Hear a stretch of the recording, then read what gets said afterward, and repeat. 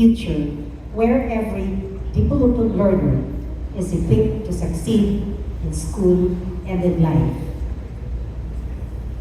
That's our call.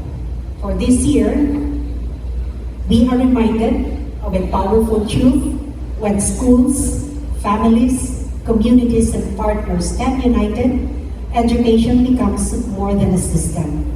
It becomes a promise. A promise that in Dipolog City, no learner is left behind. No teacher stands alone. And every child is given the chance to dream, achieve, and succeed. As we continue this journey, we humbly ask for your continued trust, collaboration, and support, so that together we may sustain what we have built, strengthen what remains and exists, and move forward in the shared direction of the Department of Education. Maraming salamat po sa inyong lahat. May we continue building the future of the Dipolog learners, ang mga batang buta, together. God bless. Maayong hapon sa kanila.